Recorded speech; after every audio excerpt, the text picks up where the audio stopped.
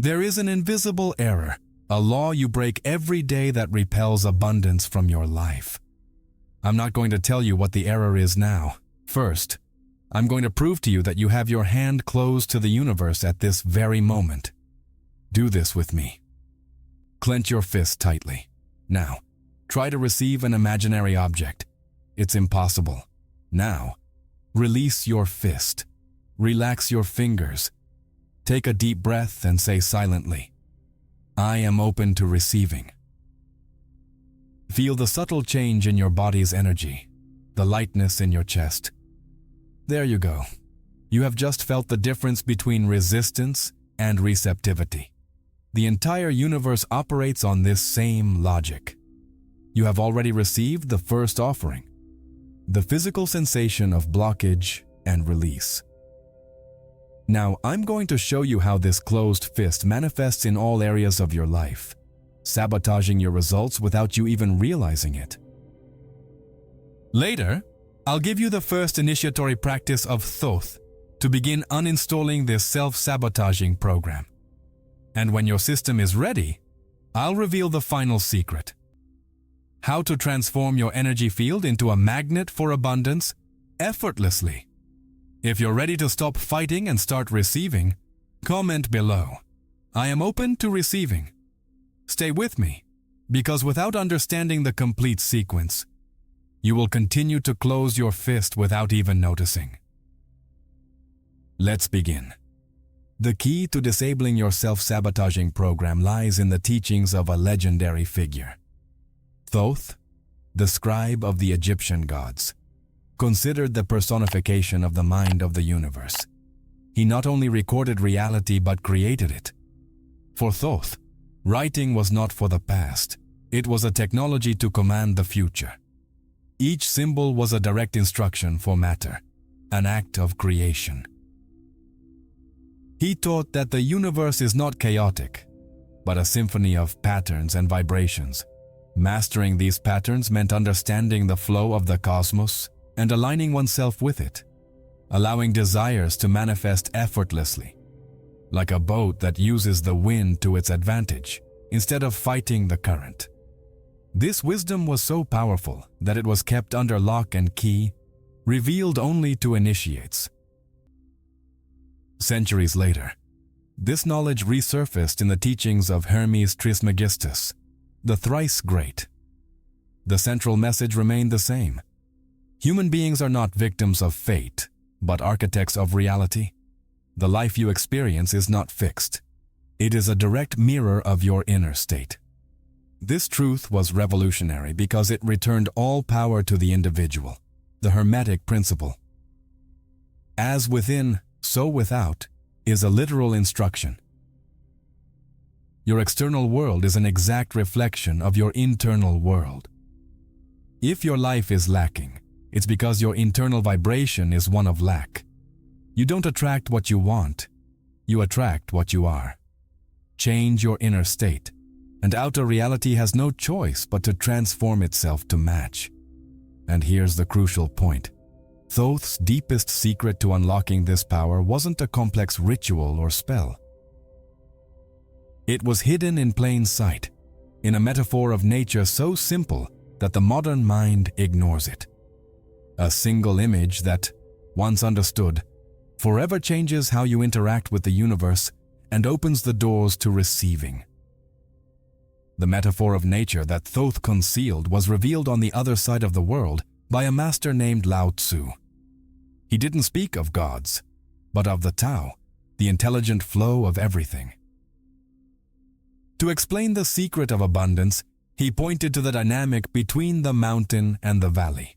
Our culture trains us to be the mountain, to climb, compete, and fight for the top, believing that power lies in rising above others. But Lao Tzu showed that this is a reversed view of power. True strength lies not in the mountain, but in the valley.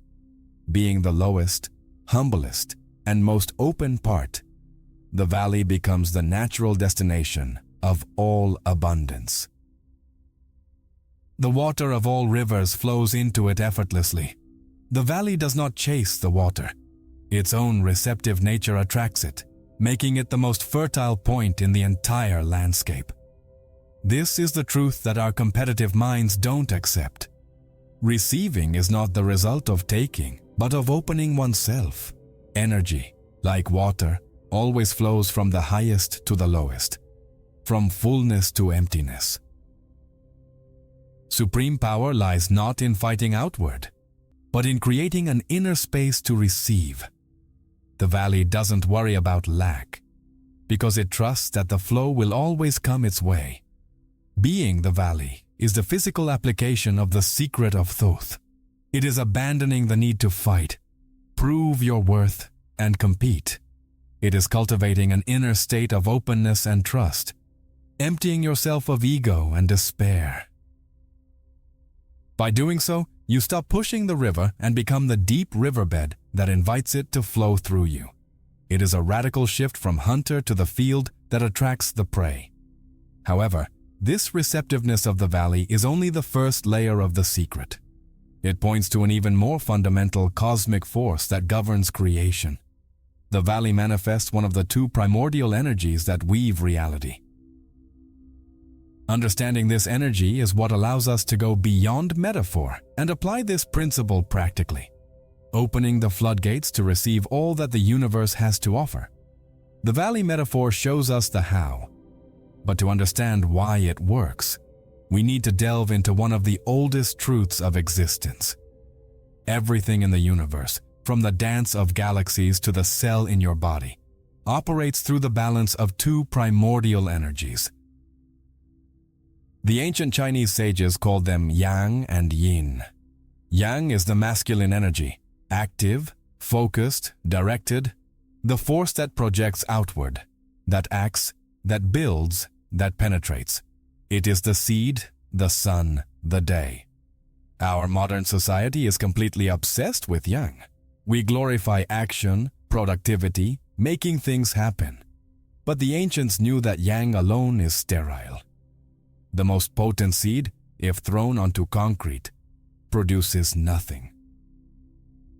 The power of creation resides not only in the force that acts, but and perhaps primarily, in the force that receives. This is Yin energy, the feminine force. It is receptive, magnetic, enveloping, nourishing.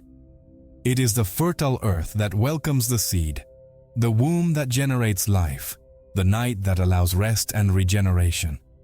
Yin does not act by going outward. It attracts inward. It is the fertile vacuum, the sacred space from which all manifestation emerges. Without the capacity to receive from Yin, all the force of Yang dissipates into the void. Your own life is irrefutable proof of this principle every second. Think about your breathing. Exhalation is a Yang act. You are acting, releasing, putting energy out. Inhalation is a Yin act. You are receiving, feeling yourself, drawing air in. You cannot simply exhale. If you try only to give, only to act, only to put out, you will collapse in less than a minute. Inhalation, the act of receiving, is not passive or weak. It is an active, essential, and absolutely vital reception. Without it, life ceases. However, we live our lives in a state of perpetual exhalation. We are taught to do, to give, fight, force, produce. We are constantly in Yang mode, trying to control everything, pushing the world with our willpower. And we wonder why we feel so exhausted, anxious, and empty. The answer is simple. We are violating a fundamental law of the universe. We are trying to create using only half of the energy equation. We are trying to plant seeds in concrete, exhaling without ever truly inhaling. The valley in Lao Tzu's metaphor is the perfect embodiment of Yin energy. It doesn't force, it attracts, it doesn't conquer, it welcomes. Its power lies not in action, but in its quality of being. By cultivating Yin energy in our lives, we learn the art of receiving. We learn to become magnetic to opportunities, to abundance, to solutions. Instead of chasing butterflies with a net, we learn to cultivate a garden so that the butterflies come to us. It's a paradigm shift that replaces effort with attraction, struggle with permission. This imbalance between Yang and Yin is the root of many of our problems. A person with an excess of Yang and little Yin is aggressive, impatient, lives in a state of stress and burnout, always forcing things and never receiving support. On the other hand, imbalance can also occur. But the problem in our culture is the overvaluation of Yang. True mastery, taught by Thoth and other sages, lies in balancing these two forces, knowing when to act, Yang, and, crucially, knowing when to quiet down, open up, and receive, Yin. And this constant violation of the law of flow, this attempt to live only with the energy of action, is not just a philosophical idea. It has direct physical and energetic consequences.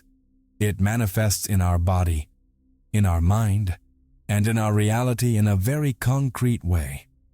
This imbalance creates a contraction, a visible blockage that physically prevents us from receiving the good that the universe is constantly trying to deliver to us. A contraction that we can feel in our own hands. The violation of the law of flow and the imbalance of Yin energy manifest in us in a very physical and symbolic way. Try this experiment right now, wherever you are. Extend one of your hands and then clench it with all the force you can muster. Clench your fist tightly, as if you were holding something precious or preparing for a fight.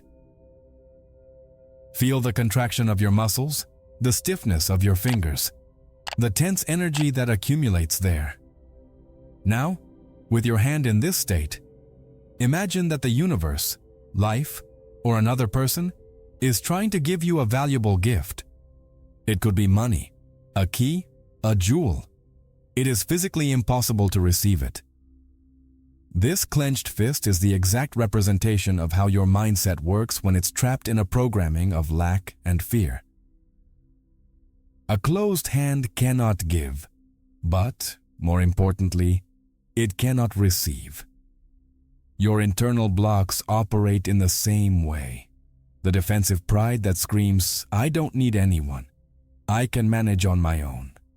The deep shame that whispers, "I don't deserve this. It's too good for me." And the controlling anxiety that demands everything has to be my way, on my time. All of these are energetic contractions that close your hand to the flow of life. You recognize the symptoms of this clenched fist in your daily life. It's that sharp discomfort you feel when someone gives you a sincere compliment, and your immediate reaction is to minimize or deflect it. It's the guilt that arises when you accept a favor or a gift, as if you've just incurred an unpayable debt. It's the compulsive need to always pay back immediately, transforming an act of generosity into a mere commercial transaction. These are not signs of humility or good manners. They are the spasms of a hand that doesn't know how to remain open. This closed fist creates an invisible fortress around you. In an attempt to protect yourself from pain, disappointment, and vulnerability, you end up isolating yourself from all good. The same wall that prevents an enemy army from entering also prevents a messenger with good news from arriving. You live in a constant state of alert, of defense, of control, which consumes an immense amount of vital energy. And the result is a life of self-imposed scarcity, where you feel safe, but profoundly lonely and dissatisfied, without realizing that the key to your own prison is on the inside. The most important thing to understand is that these blocks, this armor you carry, are not who you truly are. They are merely programs. They are like old, faulty software running in the background of your mind's computer. They were installed long ago through past experiences, traumas, and cultural conditioning. They operate automatically, generating the same reactions of contraction and fear repeatedly. But the good news about any software is that it can be identified, accessed, and ultimately uninstalled. The journey to open your hand and reconnect with the yin energy of receiving begins with awareness. You can't change a pattern you don't know exists. You need to become an observer of yourself, a detective of your own consciousness, searching for those moments of contraction. Where do you shut down? When do you say no to life? In what situations does your hand clench into a fist of fear, pride, or control? The first step to uninstalling this faulty program is simply to find it in the system. And once you start identifying these patterns, you realize they aren't as solid as they seemed. They are merely mental habits, conditioned reactions that can be interrupted and rewritten. Each time you notice your hand clenching and consciously choose to relax and open it, you weaken the old program and strengthen a new neural pathway of receptivity and trust. The first step to demolishing your internal dam isn't using a sledgehammer, but simply finding the blueprint of its construction. To dismantle a fortress, you first need to know its map. To demolish a dam, you need to know exactly where each brick was placed. The journey to total receptivity, to opening the closed hand, begins with an act of relentless and brutally honest self-observation. You need to become an archaeologist of your own soul, a detective of your mind, hunting down the exact moments when you unconsciously block the flow of abundance and say no to life's gifts. This is the most important work you can do. The shift in power happens when you change the question. Most people spend their lives asking, "Why doesn't the universe give me what I want?" This question instantly puts you in the role of victim, a helpless child waiting for an external force to decide your destiny. The powerful question, the question of the initiate, is, where am I blocking the flow that is already available to me? The first question gives you your power. The second takes it back, transforming you from a passive victim into a conscious architect of your reality. Start by observing your automatic reactions, those that happen even before you have time to think. When a coworker offers help on a project, does your mouth say no, "Thank you"? I can do it before your mind can process the kindness of the offer.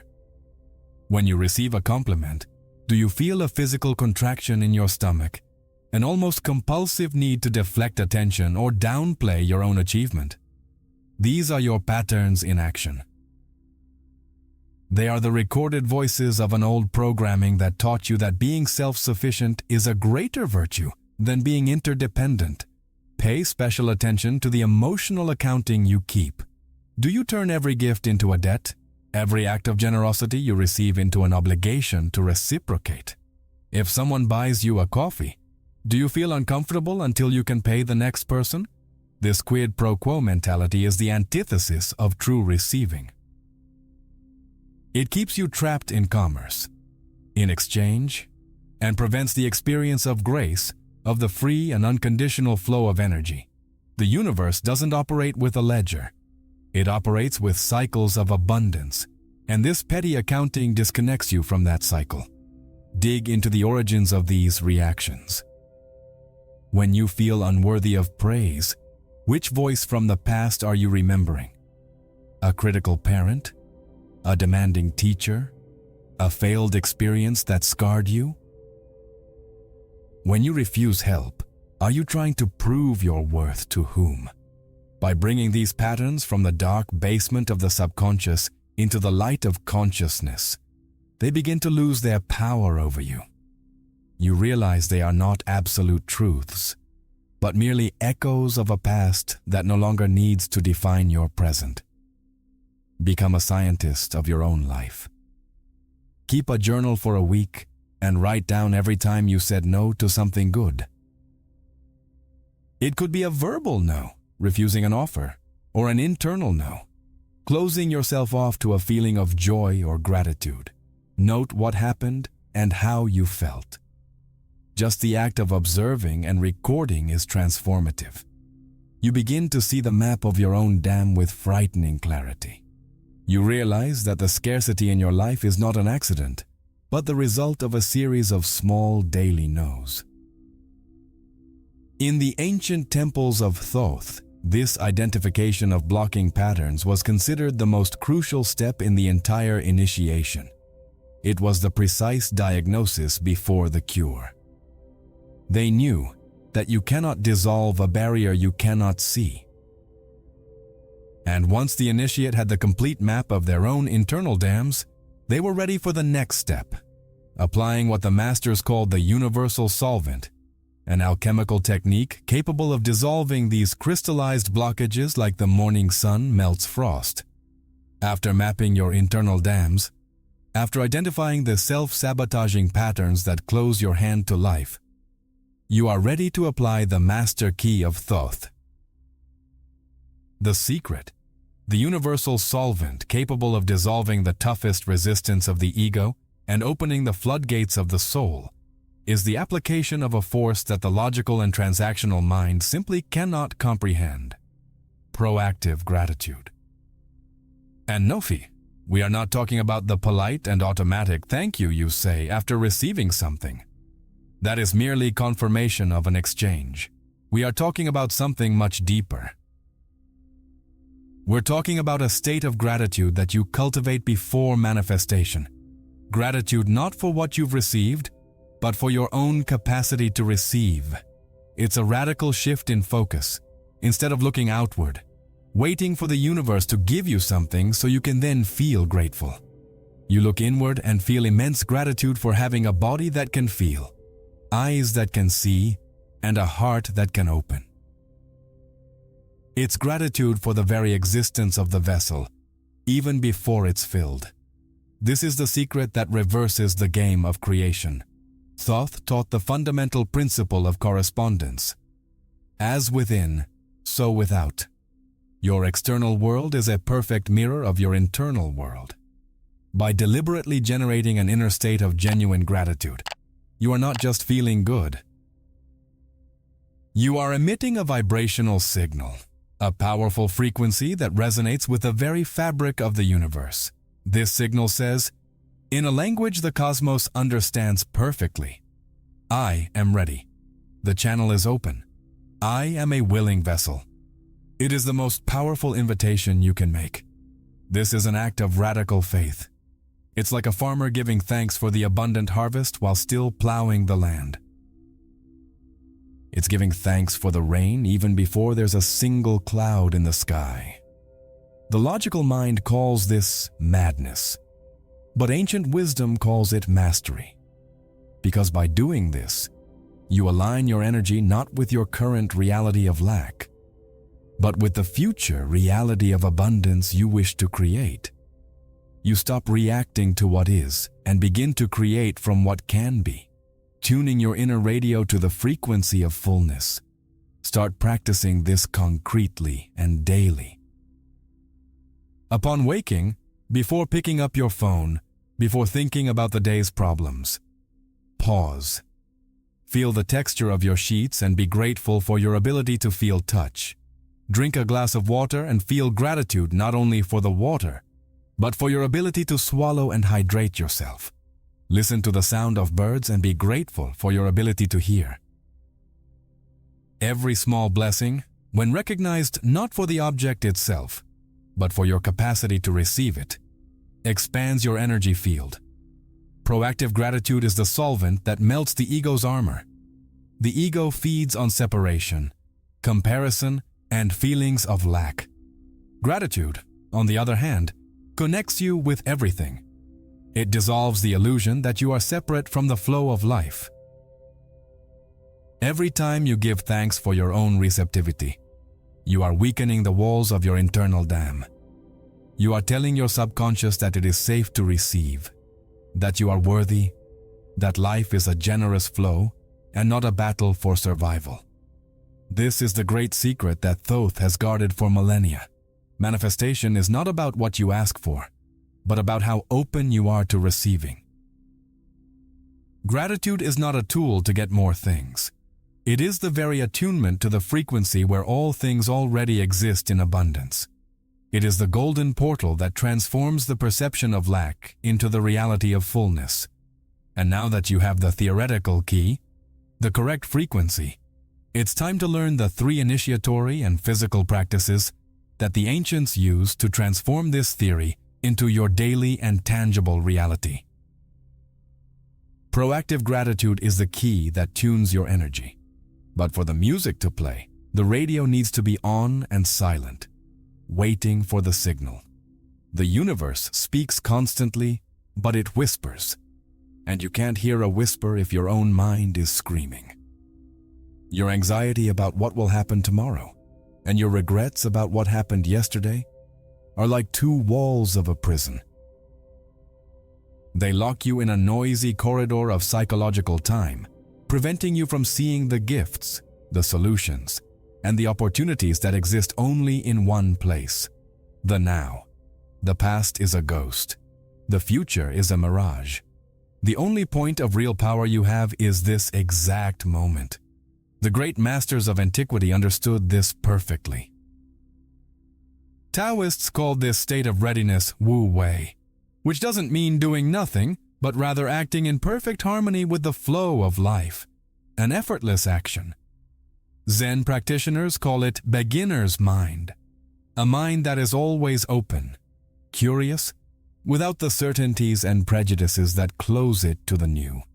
It is the state of being an empty cup, not empty in the sense of lack or deficiency, but empty in the sense of being clean, open, and ready to be filled. A cup full of stagnant water cannot receive new wine. Think about your greatest moments of inspiration. The solution to that problem that tormented you. The brilliant idea that came out of nowhere. An unexpected encounter that changed the course of your life.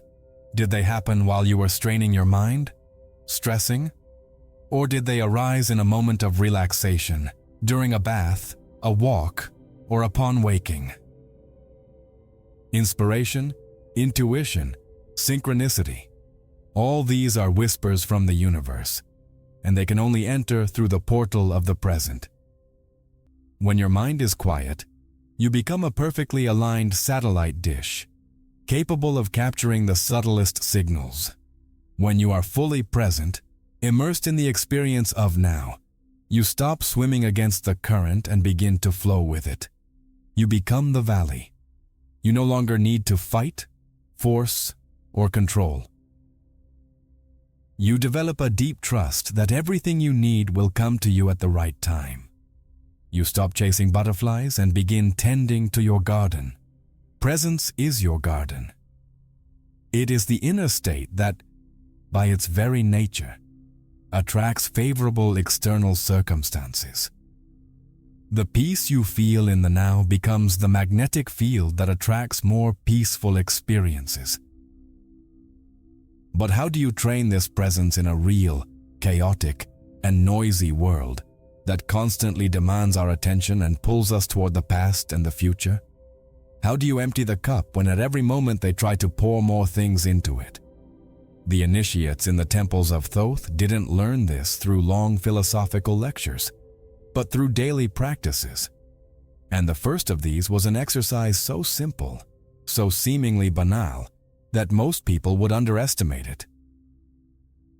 However, its power to reprogram the brain and break decades of conditioning is absolutely terrifying. This training begins with the most basic human interaction. It focuses on a moment that happens every day, a moment that, for most, is fraught with discomfort and automatic reactions. It's a test of receptivity disguised as small talk. The practice involves taking one of the most common forms of positive energy that flows between people and, instead of deflecting it, as we always do, consciously allowing it to enter. It's the first step in teaching your nervous system, at a cellular level, that it's safe to open your hand and receive the good. And this first initiatory practice, this first step towards becoming an empty cup in real life, is what we will call the ritual of praise. It is your first active exercise to hack the programming of unworthiness and begin building a new neural circuit of deservingness. This is where theory meets practice, and transformation ceases to be a concept and becomes a felt experience. A real change that begins to rewrite the code of your reality from today onwards. Now that you understand the need to become an empty cup, let's move on to the first concrete practice. This is your first training in the gym of receptivity. The first and perhaps most difficult practice to begin opening your closed hand is the ritual of accepting praise. The next time someone offers you genuine recognition, whether about your work, your appearance, or your personality, your old programming will trigger. An internal alarm will sound, and you will feel an almost uncontrollable urge to deflect, minimize, return the compliment, or make a self-deprecating joke. It's your self-sabotaging system trying to protect you from receiving positive energy. At this moment, you will do something revolutionary in its simplicity. Instead of obeying the impulse, you will pause. Just for a second, take a deep breath, look the person in the eyes so that the connection is real, and say, with the utmost sincerity you can muster, "Thank you. I received this. Just this." Don't add a but. Don't say, "Oh, it was nothing." Don't feel obligated to reciprocate with "it's great too." Just receive. Feel the energy of those words, of that acknowledgement, entering your energy field like sunlight entering through a newly opened window. Let it nourish you. At first, this will be extremely uncomfortable. That 1-second pause will feel like an abyss. Your mind, in a panic, will generate a list of 1,000 reasons why you don't deserve that compliment, reminding you of all your flaws and imperfections. These are the voices of your old programs, the ghosts of your conditioning, trying to pull you back into the old prison of unworthiness. Observe these thoughts. See them for what they are, just noise. But don't obey them. Your only task is to remain present and keep the window open long enough for the light to come in. By simply receiving this small verbal gift, you are performing an act of mental alchemy. You are hacking decades of negative programming with a single conscious act of permission. Each time you do this, you weaken the old neural pathways of self-sabotage and strengthen a new neural pathway of worthiness and receptivity. You are literally rewriting the code of your subconscious. You are sending a clear and unequivocal command to yourself and to the universe. The old programming is over. I am, from now on, open to good. Practice this with everything. A compliment on your outfit, recognition for your effort on a project, a comment on how beautiful your smile is. Each of these moments is a training opportunity. Every thank you I receive is a repetition in your receptiveness training. Over time, the discomfort will lessen. The feeling of guilt will be replaced by warm gratitude. What was once an abyss of awkwardness will become a moment of genuine connection, where you not only receive a gift, but also give the other person the gift of having your generosity fully accepted. This ritual is much more than good manners. It's an act of war against your own limiting programming. It's you, as consciousness, asserting your power over the automatic mechanisms of the mind. It's a declaration that you are no longer a slave to your past conditioning. You are actively choosing to align yourself with abundance, starting with its simplest form, the kind words and positive energy of the people around you. You are learning to keep your hand open at the most basic level. And once you become proficient at accepting words of recognition, once your system learns that it is safe to receive this form of energy, you are ready for the next level of training. A level that requires a further step in trust and surrender. If accepting a compliment is opening the door, the next step involves an even greater act of vulnerability, an act that our culture has taught us to see as weakness, but which, in the wisdom of Thoth, is one of the greatest portals to magnetic power. After training your system to receive what is offered spontaneously, such as a compliment, the next step in your initiation is learning to consciously activate the flow. And this leads us to one of the greatest taboos of our modern culture, which idolizes independence and individualism, the act of asking for help. We have been programmed to believe that asking is a sign of weakness, an admission of incompetence, a burden to others. We see the lone warrior, the one who solves everything alone, as the ultimate hero. In the wisdom of Thoth, this is one of the greatest illusions that keeps us trapped in scarcity. Asking, when done consciously, isn't about neediness or dependence. It's about consciously opening a second channel for the universe's flow. Think about it.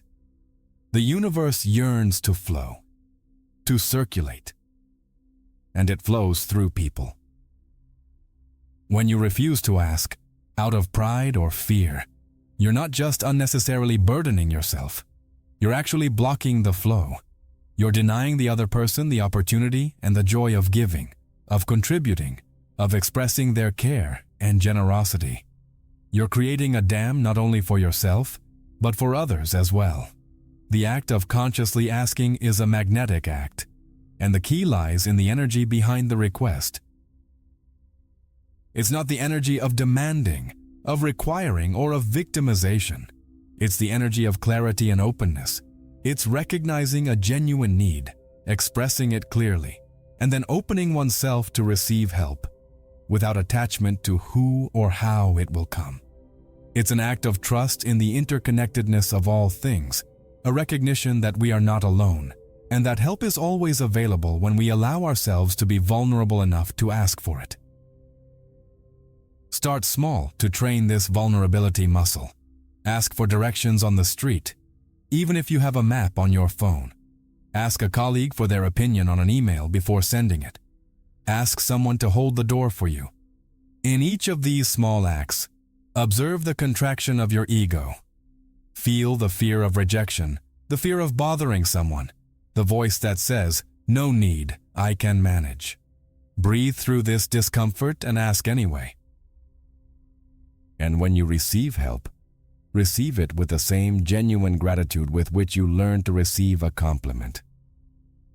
Each time you ask and receive with grace, you strengthen your receptivity muscle. You are teaching your nervous system that it is safe to be interdependent. That vulnerability is not weakness, but rather a gateway to connection and support.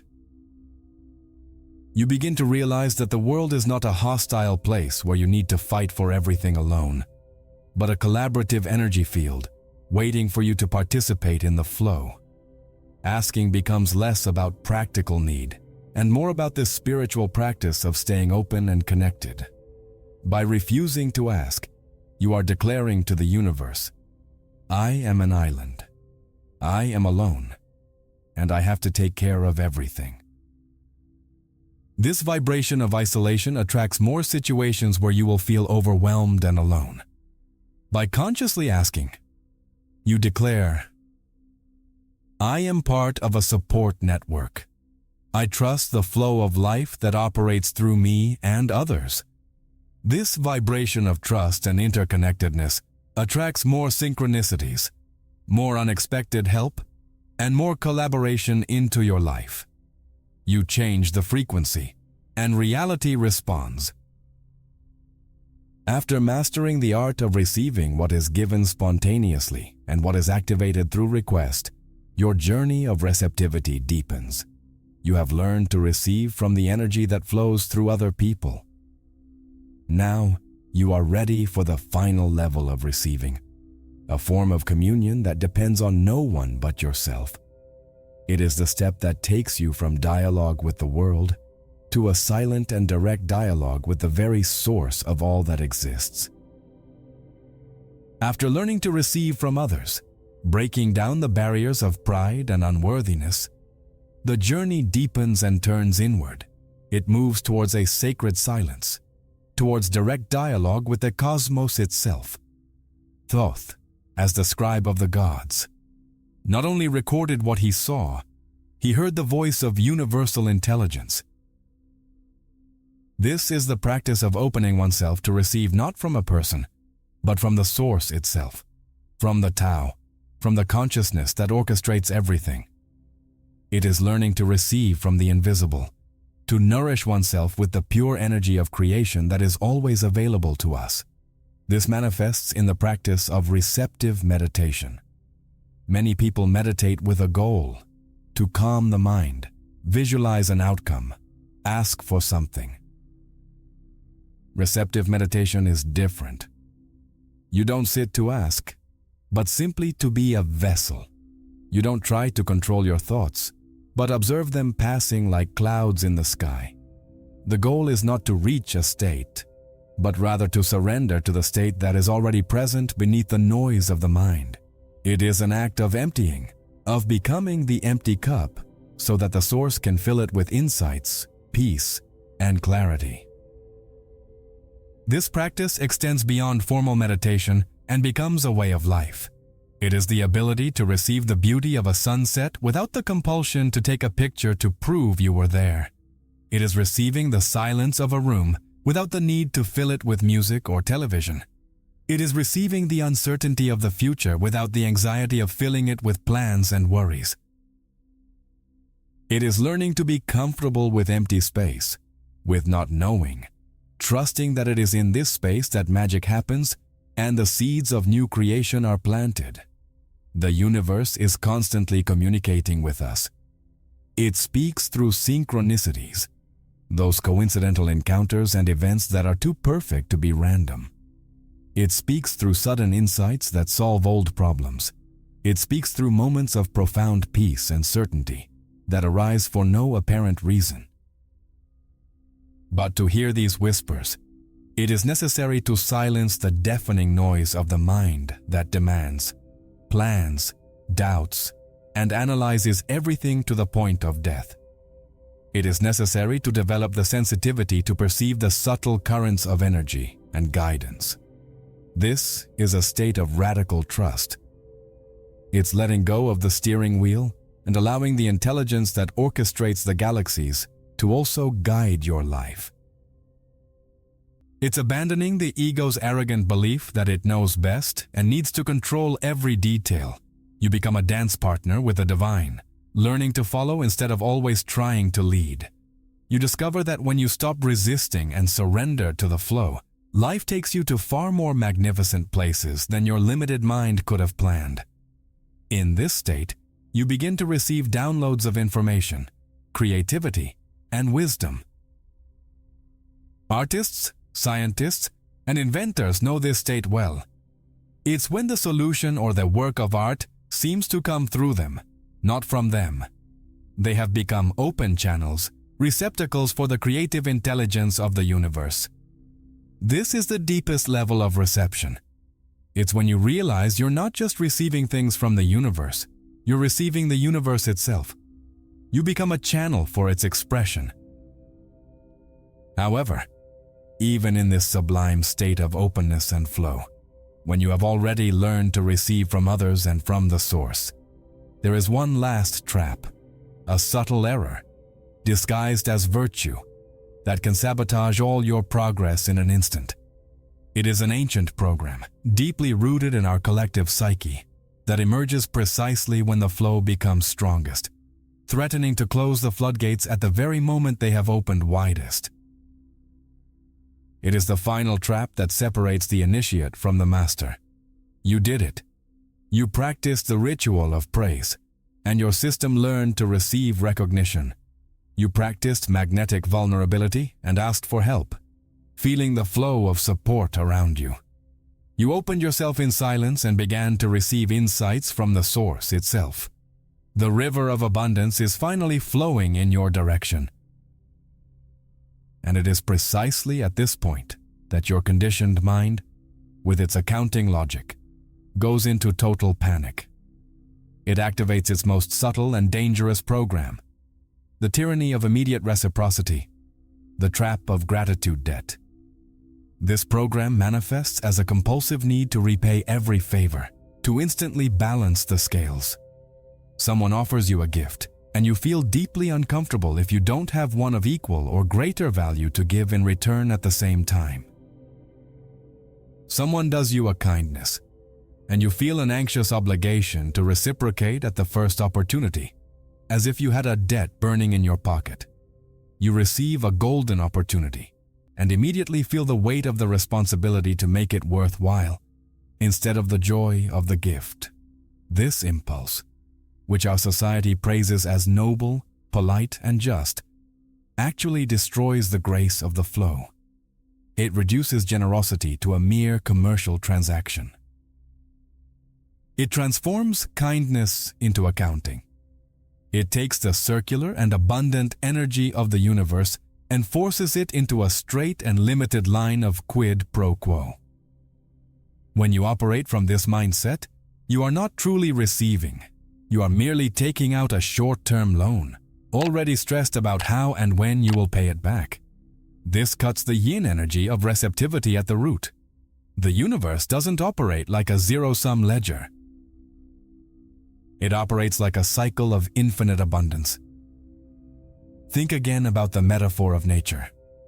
The water that the valley receives today isn't immediately returned to the mountain spring. That would be illogical and impossible. Instead, the water nourishes the land, allows plants to grow, quenches the thirst of animals, and then, in its own time, it evaporates into the clouds. These clouds travel, and eventually the water returns as rain, perhaps on a completely different mountain, to start the whole cycle again. Trusting this cycle, without trying to force or accelerate its pace, is an act of spiritual mastery. It is understanding that your true obligation upon receiving is not to immediately return it to the source, but rather to allow yourself to be so filled, so nourished, so overflowing with the gift, that your own overflowing becomes your act of giving to the world. You don't pay back, you pay forward. You become a link in the cycle of abundance, instead of a transactional dead end. When you're trapped in the reciprocity trap, you never allow yourself to be truly fulfilled. You receive a little energy and immediately give it back, always remaining at the same level, never accumulating enough to reach the next stage of the cycle. It's like trying to fill a pool with a leaky bucket. The water goes in, but it immediately overflows. To truly benefit from the flow, you need to allow the bucket to fill, the pool to fill, to the point where the water begins to overflow the edges on its own. And Thoth taught that there is a precise moment, a sacred inflection point, where this fullness is finally achieved. A point where the vessel is so full that the energy can no longer be contained. It is the moment when receiving naturally and effortlessly transforms into giving. It is the moment when the valley, completely irrigated and fertile, inevitably begins to overflow, creating its own rivers and nourishing everything around it. And reaching this point is the true goal of all receptivity practice. A valley that only receives and never allows the water to flow beyond itself becomes a swamp. The water becomes still, stagnant, and life begins to die. Similarly, a person who learns to receive but retains all the energy for themselves out of fear or greed becomes an energetic swamp. The goal of learning to receive is not to accumulate, but rather to become a channel of flow so clean and open that energy passes through you, nourishing you in the process and continuing its path. And this leads us to the tipping point, the sacred moment where receptivity transforms into authentic generosity.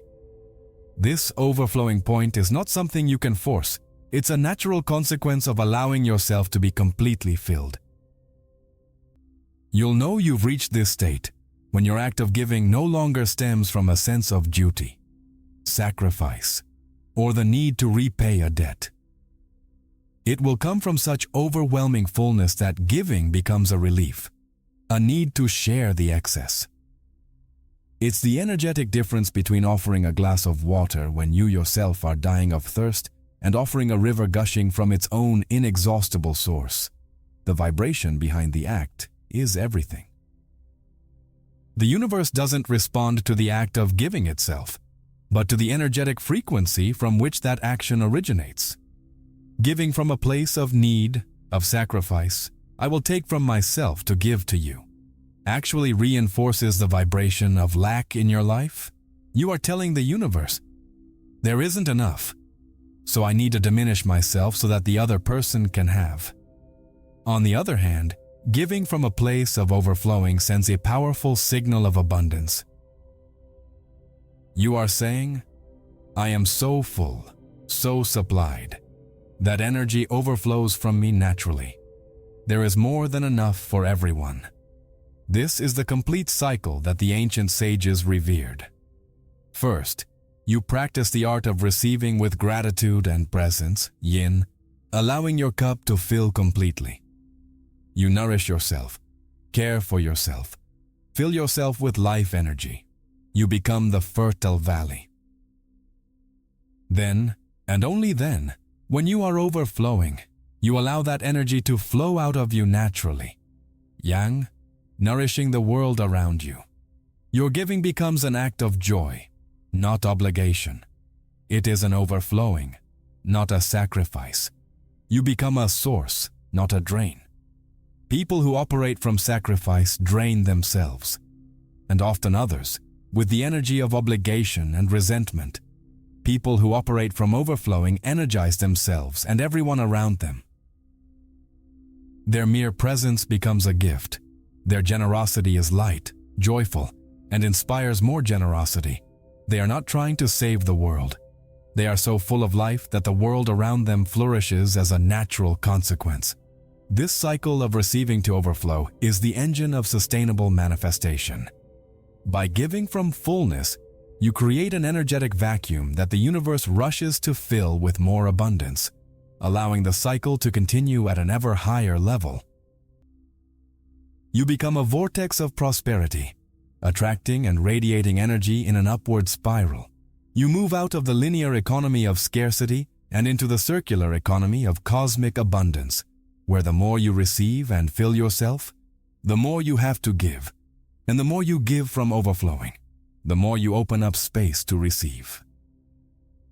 And upon completing this cycle, upon mastering the art of receiving in order to authentically give, upon becoming a clean channel for the flow of life, Thoth finally revealed to his initiates the ultimate secret, the most liberating truth of all, a revelation that didn't add another step, but rather recontextualized the entire journey, showing that the goal was never to reach a destination, but rather to recognize the place where they had always been. This entire journey we've undertaken, from uninstalling the program of lack, through the metaphor of the valley, balancing yin and yang energies, mapping your dams, and practicing the rituals of receiving, wasn't about transforming you into something you're not. It wasn't a process to build a new personality or add qualities you lacked. The final secret, the revelation that crowns all of Thoth's wisdom, and which he only shared at the end of the journey, is this. You don't need to become a fertile valley. You already are one. Your essence, your soul, your primordial nature, before all layers of conditioning, is pure receptivity. You were born with an open hand. Observe a baby. It receives love, food, and care without questioning whether it deserves it, without feeling indebted. It is a pure channel of receiving. The struggle, the resistance, the closed hand, the feeling of lack and unworthiness. All of this is just layers of dust, fear, and programming accumulated over the years on your true nature, which is golden and radiant. Spiritual work, therefore, is not about adding something to you. It's about removing. It's not about becoming good, worthy, or spiritual. It's about unlearning all the lies you've been told about not being good, worthy, and spiritual. It's a process of cleansing, of excavating, of removing the obstructions that hide the magnificence that already exists at your core. You are not broken and never have been. You don't need fixing. You are a perfect divine channel that has simply forgotten its own nature and function. The feeling of unworthiness you felt, that voice whispering that you didn't deserve it, was the greatest of all illusions. It was the central lie of the programming that kept you trapped. The truth is that you have always been worthy of receiving all the love, all the joy, and all the abundance of the universe. And this worthiness doesn't come from something you did, achieved, or proved. It is yours by birthright. It comes simply from the fact that you exist. You are a unique and irreplaceable expression of the cosmos itself. The universe isn't testing you. It's yearning to experience and express itself through you. Every desire you have, every dream, isn't just yours. It's the universe itself wanting to manifest in a new way through your channel. By closing yourself off to receiving, you're not just denying yourself abundance. You're denying the universe the opportunity to flow and create through you. Your receptivity isn't a selfish act. It's your greatest act of service to the totality of life. Understanding this on a deep level, not just intellectually, but feeling it in every cell of your being, is true liberation. It's the moment you stop fighting against yourself. You stop trying to be better and simply allow yourself to be who you already are in your essence, a perfect, worthy, and ready vessel. The journey wasn't to arrive at a new place, but to return home, to your natural state of being, to the fertile valley that has always existed beneath the mountains of fear and ego you have built. And now that you know this truth in its core, now that the map has been revealed and you realize that the treasure has always been with you, only one thing remains.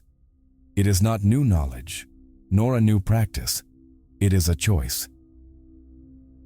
A choice you must make not just once, but every moment of every day. The choice that defines the life of an initiate. The choice that transforms all this knowledge into lived and breathed wisdom. You have traversed the path of paradox, decoded the secret of the scribe of the gods, understood the metaphor of the valley, and felt the power of yin energy. You have mapped your inner dams, practiced the rituals to dissolve them, and escaped the trap of indebted gratitude. And finally, you have received the revelation that the destination of the journey was the very starting point, your inherent nature of receptivity. Now, you are on the threshold, at ground zero. This is the true beginning. Knowledge, by itself, is merely a dusty map. Wisdom is the courage to walk the territory. The final choice presented to you now is simple, but it will define the rest of your life. Will you continue to operate from the old programs of fear, control, and neediness, even knowing they are an illusion? Or will you commit, at every moment, to living from your true, open-handed, fertile valley nature? This is not a one-time choice, but a decision renewed with every breath, every interaction, every thought. It is the choice between the familiar prison of the ego and the infinite freedom of the soul. To live like an initiate means choosing to open your hand every morning, take a deep breath, and say a resounding yes to whatever life offers that day, be it sunshine or rain. It's choosing to receive praise with a sincere thank you, instead of shrinking back. It's choosing to ask for help when needed, seeing it as an act of strength and connection, not weakness. It's choosing to proactively feel gratitude for the little things, tuning your energy to abundance even before it manifests. It's choosing to trust the cycle of overflowing, without anxiety about repaying your blessings. This is not a journey with a finish line. There will not be a day when you are healed and the old programming disappears forever. There will be days when the hand tries to close again, when the voice of fear screams louder. The difference is that now you recognize it. Now you know it is not you. You can observe it, smile at it with compassion, and consciously choose to open your hand once more. Mastery is not the absence of challenges, but the ability to return to your center of receptivity ever faster. If you've made it this far, it's no accident. It means you're truly ready to shift your frequency and begin living in a state of receiving. To seal this intention, leave a comment below with the phrase, "The universe delivers everything to me." This way, you anchor this new truth in your reality. Your presence until the end of this video is already a huge help to the channel, and I am very grateful for that. If you feel called to support this work in a more direct way, there is a link in the first pinned comment where you can contribute. Any help is very important to me and to the growth of the channel, allowing me to continue spreading more content like this. But truly, just the fact that you watched this far, and perhaps shared this video with someone who needs to hear this message, already makes all the difference. And before you leave, your journey doesn't have to end now. I've prepared a special video for you to take the next step, to delve even deeper into everything we've discussed here. So don't leave yet. Click on the video that's appearing on your screen now, and let's meet there.